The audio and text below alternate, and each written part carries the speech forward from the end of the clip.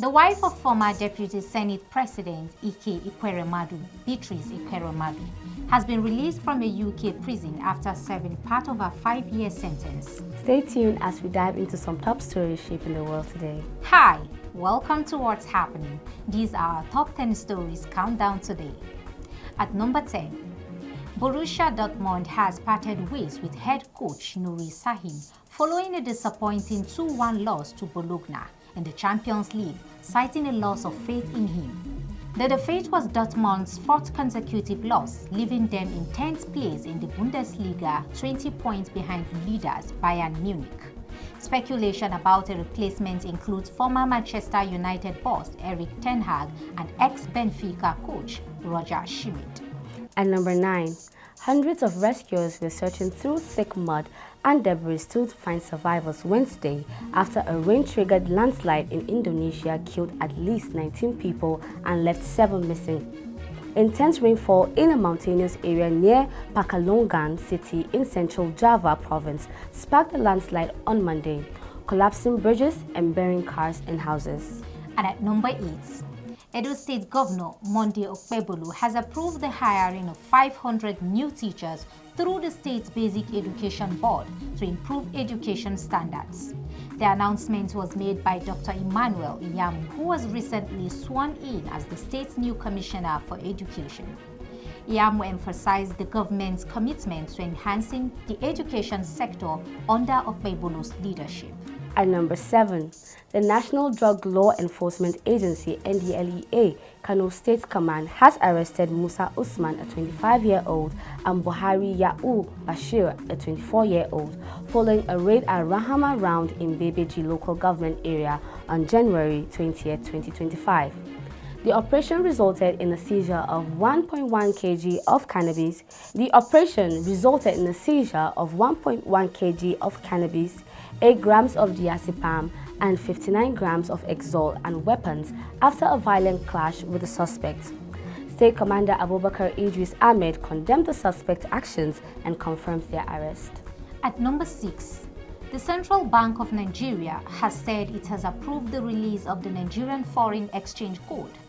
The Apex Bank also announced that the code will be formally launched next week in Abuja. According to CBN in a statement, the code serves as a guideline to the banking industry to promote the ethical conduct of authorized dealers in the country's FX markets. At number 5, students from the University of Ibadan have protested an ongoing 82-day power outage at the University College Hospital, which is affecting medical training. The blackout, caused by an unpaid debt to the Ibadan Electricity Distribution Company, has also disrupted university activities. UI Students Union President Comrade Bolaji Aweda condemned the situation, saying it has greatly impacted academic operations. At number 4, resident doctors under the Association of Resident Doctors Federal Capital Territory Administration have launched a 3-day warning strike over unpaid salaries and unmet demands. The strike has halted operations at government hospitals in Abuja following a 3-week ultimatum that expired last year. ARD-FCTA President Dr. George Ebong criticized the neglect of doctors' welfare and hospital conditions in the nation's capital.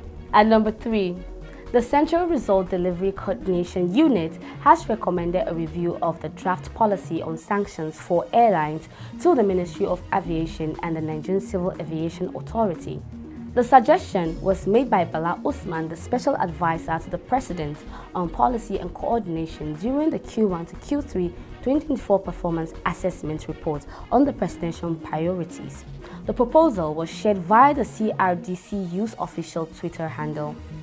At number 2, the National Agency for Food and Drug Administration and Control has closed a warehouse in Kaduna that was found to be stocking expired food and cosmetic products valued at 75 million naira. The action was taken after a tip-off from a concerned citizen led to the discovery. NAFDAC shared the update on its official X handle, revealing that the warehouse was located at PP2A Bayajida Street in Kaduna. And at number 1, the wife of former Deputy Senate President Ekweremadu, Beatrice Ekweremadu, has been released from a UK prison after serving part of her 5-year sentence. A source confirmed to Punch Online that she returned to Nigeria on Tuesday and is currently in Abuja. Her family in the Umpo community of Enugu State is reportedly celebrating her return. That's all for today. See you next time on What's Happening.